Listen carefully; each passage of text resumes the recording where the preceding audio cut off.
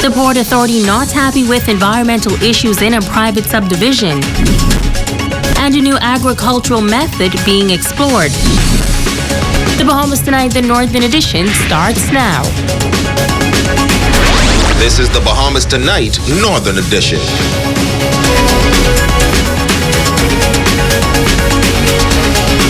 This is the Bahamas Tonight, the Northern Edition. Good evening, all. I'm Megan Shepard. Thank you so much for tuning in. Topping news, copper theft has become a serious problem for service providers on Grand Bahama. The Bahamas telecommunications company, BTC, is the latest victim. Culprits striking 3 times over the past week. Tonight, BTC officials are speaking out against those engaging in this illegal activity. Rumiko Knowles has this story. This is a major setback to the reconstruction of Grand Bahama and bringing services back to normalcy for all. So we want to make the public aware that this is not acceptable to us. This is something that's really setting us back. The Bahamas telecommunications company, BTC, has been the target in a recent string of copper theft occurring on the island. Director for the Northern Bahamas, Trevor Turnquest, is appealing to members of the public to contact the police or BTC if anyone is seen engaging in this act. This cable right here, you can see, is on a major thoroughfare. So the persons who are doing this, they're brazen, they're bold. They're doing it in, this is not a side street. This is a road that's traveled frequently. So I'm sure persons might have been passing, might have seen persons taking away cable in the dead of the night. He says customers living in areas where theft has taken place will be inconvenienced. In addition, he says this is not the first or the second time this has happened, but the third time this week. It isn't one every month, or one every other week, but 3 days back to back, it's a bit much. And persons need to be aware that this is essential services. Persons need their phones to communicate.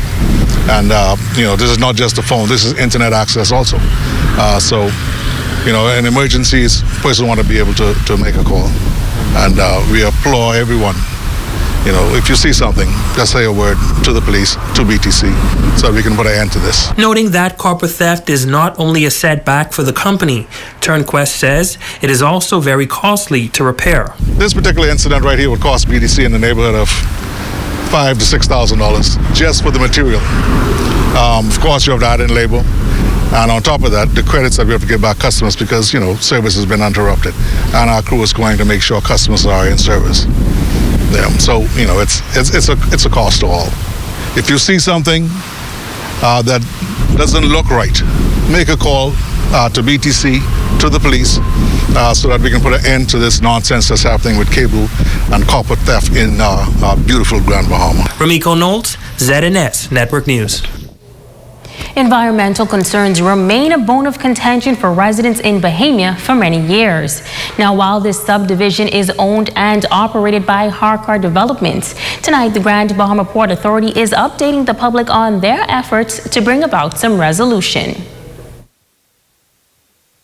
For years, residents in Bahamas have been seeking a resolution to the constant overflow of sewage water in their streets, as well as find ways to eradicate the horrendous stench that accompanies the spillage. While the Bahamas community is a private subdivision managed by Harkar Developments, Director of Building and Development Services in the Grand Bahama Port Authority, Nikira Wilshcombe, says that they too are concerned about this issue. Over the years, we've been getting complaints of manhole covers, sewage coming out of onto the roadways. Obviously, the scent. Every evening or morning, persons are confronted with the scent of sewer spills and the smells. And so no one should have to live like this. The quality of life of residents, is being affected. And so we really want persons, we certainly want the developer to address these issues for the residents of that community who can no longer live like this. Their quality of life is being impacted as a result of this ongoing issue. Wilshcombe says that they have reached out to the developers and relevant government agencies, but the issue persists. The company over the years has responded with, we would say, minimal efforts to repair the system. We know that based on all of the issues that we've had over the years, that there is a dire need for a new system, a new sewage management system. We believe it's lived beyond its life, and so the repairs no longer make it, fixable. And so we really want to encourage the developers to look now at really engaging the right persons, professionals, to have a new system put in place for the residents of that community. We really want to encourage that. And again, it's an urgent matter because it affects the lives of persons daily. She says that the Port Authority recognizes that this matter needs an urgent resolution and adds that they have taken steps toward this goal, which include the implementation of bylaws to address certain environmental issues. We would have recently gone to Nassau to discuss this issue with relevant government agencies. There has been a commitment by government to look at this matter in the environmental court system, and so we really now need to push to that level, because obviously persons in the community are tired of talks, tired of promises, and they want action. And so right now we are definitely encouraging all persons and entities that are responsible and that could assist in this effort to bring about the action that's so desperately needed.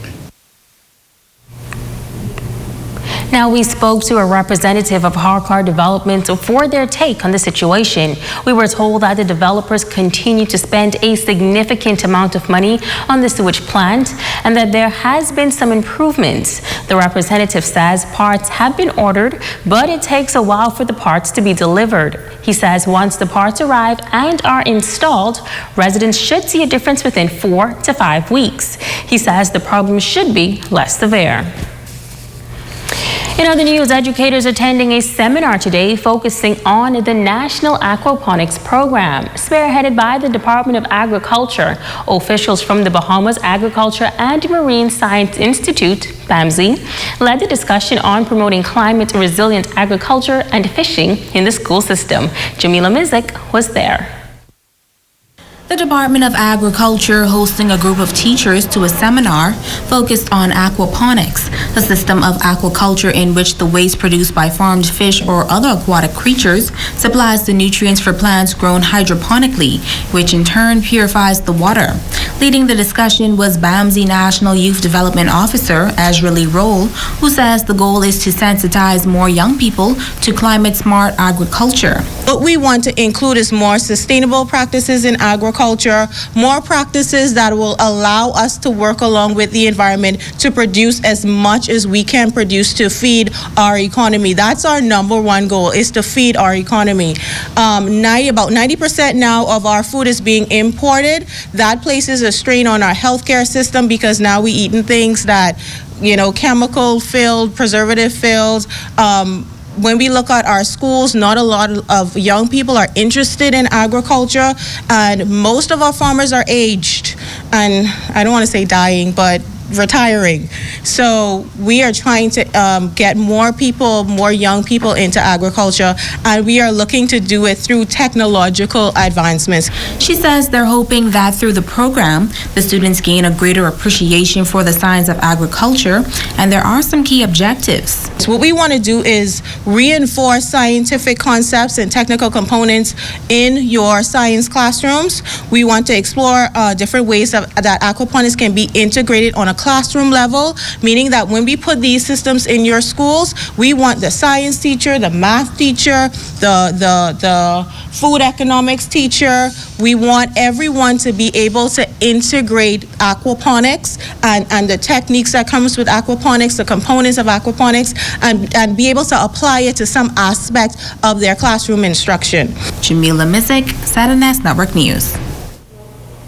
The education sector continues to have its share of challenges post-Hurricane Dorian. Tonight, the Minister of Education is giving an update on some of the changes being made within the education sector and the way forward. Italia Hall has more.